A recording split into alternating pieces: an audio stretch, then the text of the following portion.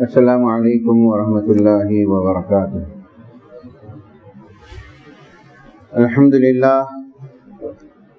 للہ رب العالمین، والصلاة والسلام علی رسولہ الامین وآلہ وصحبہ اجمعین۔ اما بعد فاعوذ باللہ من الشیطان الرجیم، بسم اللہ الرحمن الرحیم۔ ومن عمل صالحا من ذکر او انثى وهو مؤمن فلنحيينه حياة طيبة ولنجزينهم اجرهم باحسن ما كانوا يعملون۔ صدق اللہ العلی العظیم۔ برادران اسلام، محترم بزرگوں، دوستوں اور عزیز طلباء، ساری تعریفیں خدا واحد کے لیے ہیں۔ درود و سلام ہو آخری نبی محمد صلی اللہ علیہ وسلم پر۔ محترم بزرگوں، دوستوں اور عزیز طلباء، میں نے آپ کے سامنے سورۃ النحل، مکی سورہ ہے، اس کا ایک سینٹنس، ایک آیت میں نے آپ کے سامنے تلاوت کی ہے۔ اس آیت کا پہلے ترجمہ سن لیجیے۔ سیدھی سادی اور معنی خیز آیت نمبر 97۔ ترجمہ یہ ہے، وَمَنْ عَمِلَ صَالِحًا، جو بھی آدمی نیک عمل کرتا ہے، نیک کام کرتا ہے۔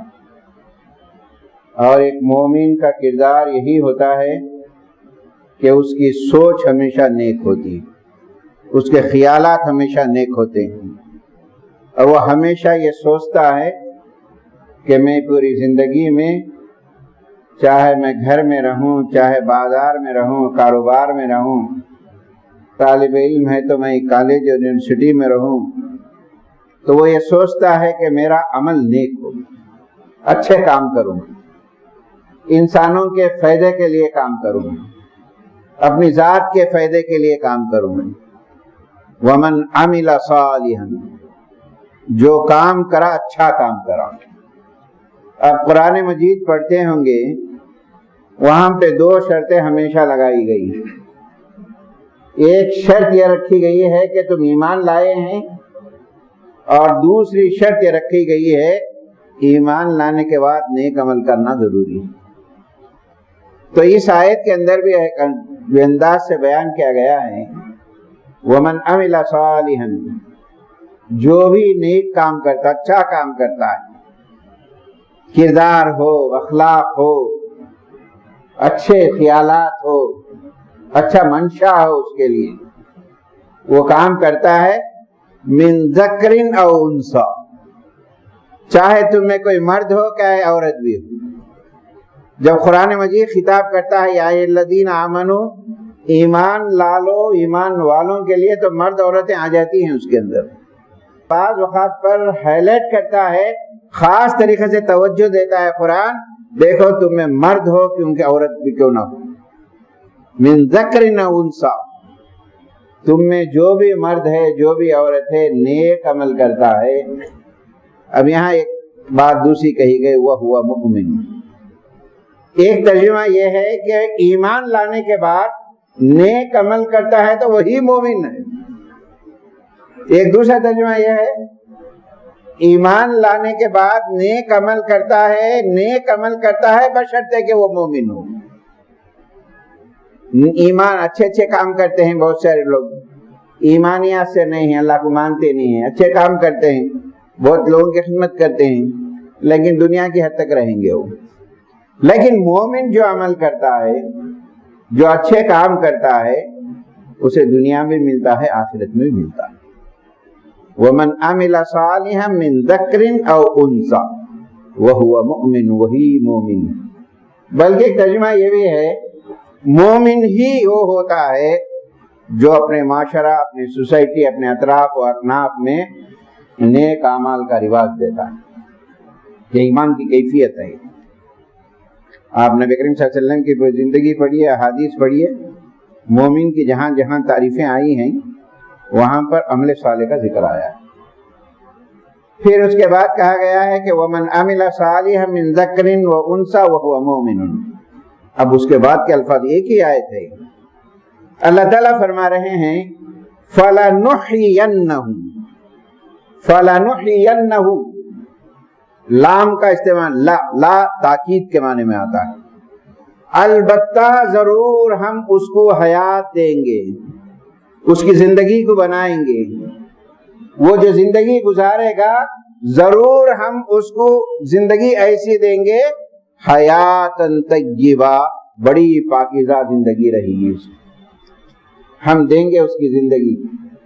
وہ جتنے سال بھی گزارا ایمان لانے کے بعد وہ عمل کرتا ہے، فَلَنُحْيِيَنَّ، البتہ ضرور ہم کو ایسی زندگی اس کو گزارنے کا موقع دیں گے، حیاتن طیبہ، پاکیزہ زندگی، اس کے خیالات پاک، اس کے عقائد پاک، اس کا کردار پاک، اس کی سوچ پاک، رہن سہن پاک، یہ زندگی خدا کی طرف سے ملنے والی یہ گفٹ، فَلَنُحْيِيَنَّهُ حَيَاةً طَيِّبَةً۔ پھر اس کے بعد کا جملہ ہے وَلَنَجْزِيَنَّهُمْ، یہاں بھی لام ہے، دیکھیے لا تاکید کے معنی میں، لا نہیں، لا کھینچیں گے تو نو کے معنی میں آتا ہے، یہاں لا تاکید کے معنی میں ہے، ہم ضرور، یقیناً، نو ڈاؤٹ، تاکید کے معنی میں، جو عمل کرتا ہے، نیک عمل کرتا ہے ایمان لانے کے بعد، ضرور ہم اس کی زندگی کو پاکیزہ بنا دیں گے۔ وَلَنَجْزِيَنَّهُمْ، ہم اس کو ضرور بدلا دیں گے۔ کون دے رہا ہے بدلہ؟ اللہ تعالیٰ۔ بدلے کا وعدہ کون کر رہا ہے؟ آپ کی زندگی بدل جائے گی، آپ کے برکتیں آ جائیں گی، سکون ہوگا۔ وَلَنَجْزِيَنَّهُمْ، البتہ ضرور بدلا دیں گے، أَجْرَهُمْ بِأَحْسَنِ مَا كَانُوا، ایسا بدلا دیں گے جو کرتا تھا اس سے بھی بہت زیادہ اچھا رہے گا، سوچ نہیں سکتے، ایسے انعامات سے نوازیں گا۔ مثال کے طور پہ آپ تھوڑا کما رہے ہیں، اللہ اتنا بدلا دے گا کہ اس میں برکتیں دے دے گا، آپ کو صحت دے دے گا، آپ کے اندر جو ہے خوشیاں دے دے گا، سکون دے دے گا۔ سب سے پہلی بات ضرور ہم اس کو بدلا دیں گے، اس سے اچھا دیں گے، ما کانوا یعملون، یہ بدلہ اس وجہ سے بھی مل رہا ہے جو تم کرتے تھے، جتنی ہم نے زندگی دی ہے اس زندگی کے اندر تم نے یہ کام کرتے تھے، اس وجہ سے ہم نے دیا۔ اس آیت کے پس منظر میں دو جمعہ سے ایک حدیث میں نے آپ کے سامنے رکھا تھا، اتفاق سے نہیں ہو رہی تھی، آج کمپلیٹ کر دے رہا ہوں میں۔ حضور کی 5 اہم نصیحتیں، حضرت ابو ہریرہ کو نصیحتیں کی تھی، پورے ایک مومن کا کردار کیا ہوتا ہے اور کیسی زندگی بناتا ہے اللہ تعالیٰ، اور دیکھنا چاہتا ہے۔ وہ 5 باتوں میں پہلی بات گزشتہ بار آ گئی تھی، خدا کے نزدیک سب سے زیادہ پرہیزگار کون ہے؟ اپنے آپ کو حرام کاروں سے بچا لیتا ہے۔ اللہ نے جن چیزوں سے حرام کیا، اللہ کا ڈر پیدا کیا، جو تقوی اختیار کرتا ہے، خوف خدا رکھتا ہے، تکن عابد الناس، انسانوں میں سب سے زیادہ پرہیزگار۔ دوسری نصیحت ایک ہی تھی، یہ بھی گزشتہ جمعہ میں ہوئی تھی بات، ورضی بما قسم اللہ لک تکن اغنی الناس، اللہ نے تمہارے حق میں جو فیصلہ کیا ہے خوش ہو کے زندگی گزارتے ہیں، نہ شکوہ تقدیر کا اچھا نہ شکایت اچھی، اللہ جس حال میں رکھا وہ حالت اچھی، ہمیشہ شکریہ ادا کرتا ہے، تو خدا کے نزدیک سب سے بڑا مالدار آدمی ہے۔ تکن اغنی الناس، یہ 2 باتیں ہوتی۔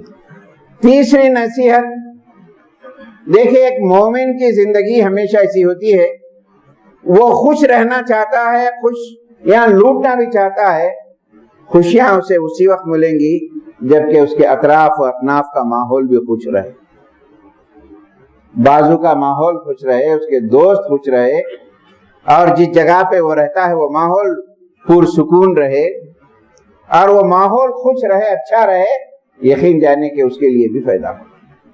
اور یہ پورے کے تعلق سے نبی کریم صلی اللہ علیہ وسلم نے فرمایا تیسری نصیحت، وَأَحْسِنْ جَارَكَ تَكُنْ مُؤْمِنًا.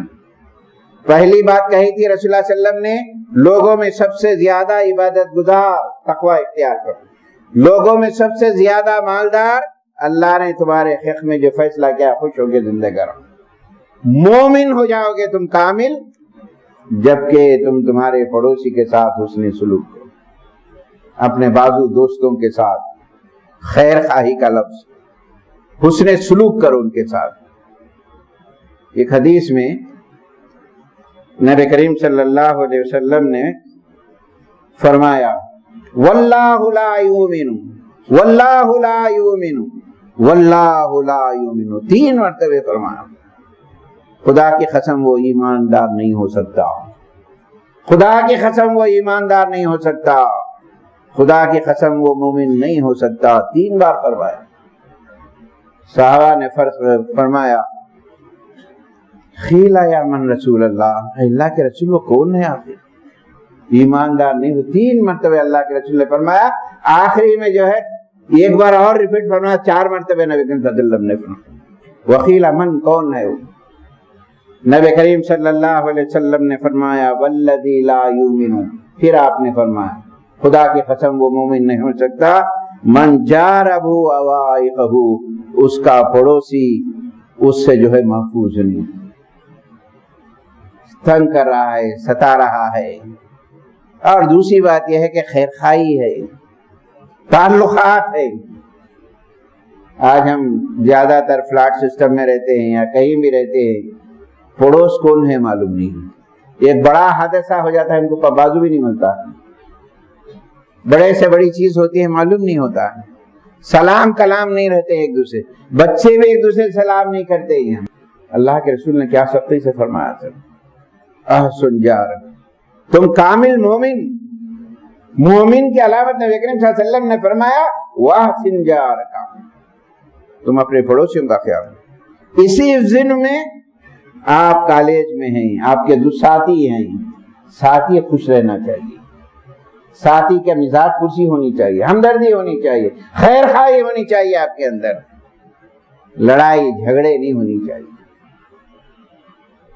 اللہ نے انسانوں کو پیدا کیا ہے، زمین پہ بھیجا ہے، کچھ اچھے خیالات کے بھی ہوتے ہیں، کچھ شرپسند بھی ہوتے ہیں، طلبہ میں بھی ہوتے ہیں. کچھ طلبہ ایسے ہیں ہم احتجاج کریں گے، کسی ایک لباس کے نام پہ ہو، فلاں نام سے ہو، یہ کریں گے وہ کریں گے، اختلافات پیدا.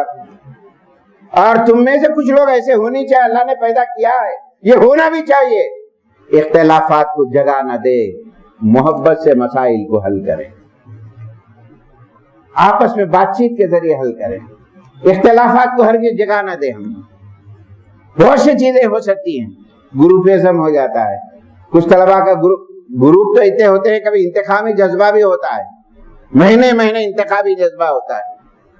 یہ ایماندار کی نشانیاں نہیں ہیں میرے دوست. سوچئے طلبہ، آپ سوچئے، ایمان ان کے دلوں سے نکل جاتا ہے. آپ مومن ہیں خدا کے نزدیک، آپ کا مرتبہ بہت بڑا ہے.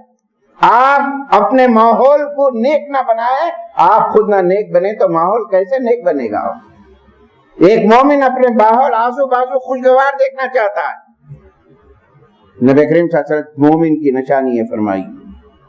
اور ایک جگہ پر نبی کریم صلی اللہ علیہ وسلم نے، ابن حبان کی حدیث ہے، 4 من السعادہ، 4 بڑے خوش نصیب انسان، 4 آدمی بڑے خوش نصیب انسان ہیں.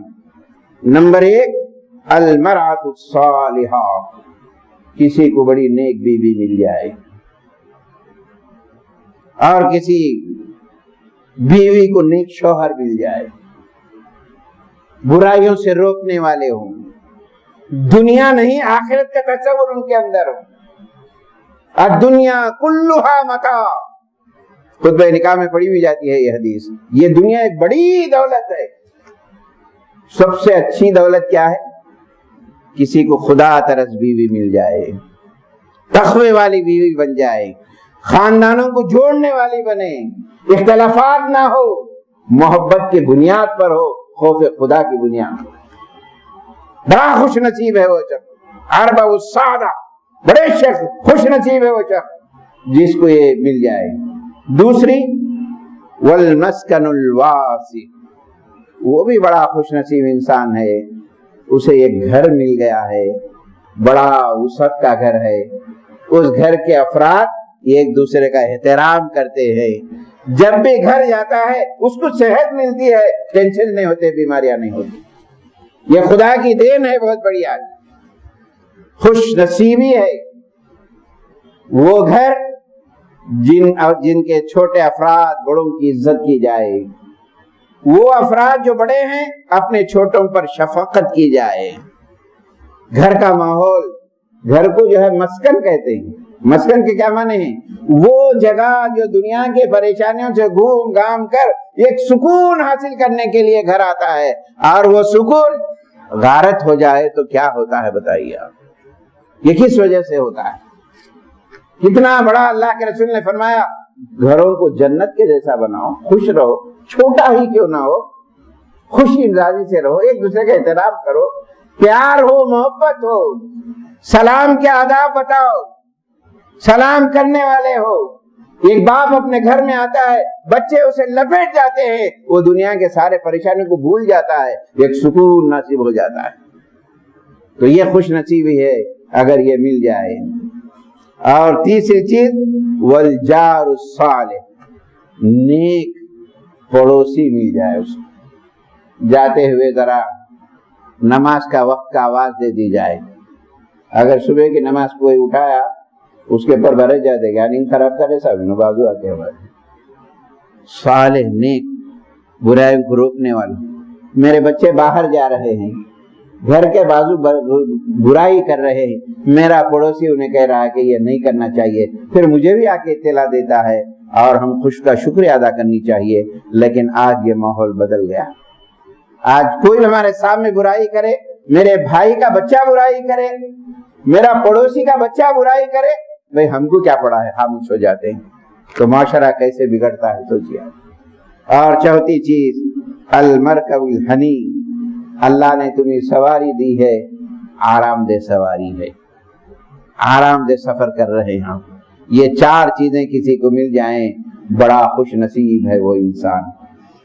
پھر نبی کریم صلی اللہ علیہ وسلم جب صبح اٹھتے تھے ایک بڑی پیاری دعا پڑھتے تھے، اللہم انی اعوذ بک من نہار السوء، اے اللہ یہ دن میں کچھ برائیاں ہونے والی ہے تو میں تجھے پناہ مانگتا ہوں، ولیلۃ السوء، رات کی برائی سے پناہ مانگتا ہوں، وصاحب السوء، پڑوسی کی برائی سے پناہ مانگتا ہوں، وجار السوء، پڑوسی کی برائی سے، وقت کی برائی سے۔ صبح نبی کریم صلی اللہ علیہ وسلم ہمیشہ یہ دعا پڑھتے تھے، کتنی پیاری دعا۔ یہ تیسرا آدمی تھا۔ اور چوتھا آدمی ہے جو اللہ کے رسول نے نصیحت کی، وَأَحِبُّ لِلنَّاسِ مَا تُحِبُّ نَفْسَكَ تَكُنْ مُسْلِمًا، نیک، پرہیزگار، مالدار، مومن، مسلمان ہے وہ، اپنے لیے جو پسند کرتا ہے دوسروں کے لیے بھی وہی پسند کرے۔ کیا پسند؟ میں اپنے لیے خیر خواہی پسند کرتا ہوں، میری عزت دے لوگ، میرا احترام کرے لوگ، میرا ادب بجائے لوگ، میری ترقی سے لوگ خوش ہو جائے، یہی دوسروں کے لیے بھی پسند کرو، تم کامل مومن ہو جاؤ گے۔ پھر پانچویں نصیحت آپ نے کی نبی کریم صلی اللہ علیہ وسلم نے، وَلَا تَقْصِرِ الزُّهْدَ فَإِنَّ كَثْرَةَ الزُّهْدِ تَمِيتُ الْقَلْبَ، یہ اکثر طلباء میں بہت ہوتا ہے، ٹائم پاس ہونا ہے، گیدرنگ کرنا ہے، ہنسی مذاق کوئی عنوان بنتا ہے، کسی کے ہجو کرنا ایک مذاق ملتا ہے، خے خے ہوتے ہیں اور جو ہے دلچسپیاں لیتے ہیں، جھوٹی باتیں ہوتے ہیں۔ ایسی محفلوں سے بچا کرو جو تمہارا دل وہاں مردہ ہو جاتا ہے، آخرت سے غفلت ہو جاتی ہے۔ کیا ہوتا ہے دیکھیے طلبا کے اندر، ایک جگہ جمع ہو گئے، ایک دوسرے کا ہزا، بڑے لوگ جاتے ہیں ان کا بھی احترام باقی نہیں، اپنے پڑھانے والے جاتے ان کا بھی احترام نہیں، اپنے ماں باپ کا بھی احترام باقی نہیں۔ اس سے کیا ہوتا ہے؟ دل مردہ ہو جاتا ہے۔ دل مردہ کیسے ہوتا ہے؟ کوئی نصیحت آپ کو اثر نہیں کرتی۔ دیکھو بھائی کیا بھی بولا اثر نہیں ہوتا، تو یہ سمٹم ہے کسی کی نصیحت اثر نہیں ہوتی۔ علامہ ابن قیم رحمۃ اللہ علیہ نے فرمایا دل کسی کا مردہ ہو گیا تو تین علاج ہے۔ ایک علاج یہ ہے قرآن پڑھو, قرآن پہ غور و فکر کرو, جو ہے تمہارے علاج ہو جائے گا. دوسرا یہ ہے اللہ سے دعا کرو, گر گرا کے دعا, اللہ میرے دل کو نرم فرما. کوئی نصیحت کرے تو میں نصیحت کا اثر لوں, اللہ مجھے ایسا دل دے کہ میرا دل نرم پڑے. تیسری چیز گناہ ہوتا ہے, یاد رکھیے, گناہوں کو چھوڑنے کا عزم کر لو آپ. اب یہ کالج لائف میں چلتا ہے, یہ جوانی میں چلتا ہے, یہ اس میں اترتا ہے, فائنل ایئر میں گچو جاہے کر سکتے ہیں, ابھی تو نئے آئے ہیں کر سکتے ہیں. یہ کوسا بھی وہ کوئی بھی اسٹیج ہو, یاد رکھے گناہ کی تھوڑی لذت ہوتی ہے, اس کی سزا بڑی لمبی ہوتی ہے, اس کی سزائیں بڑی لمبی ہوتی ہیں. گناہوں کو چھوڑنے کا فیصلہ کر لو.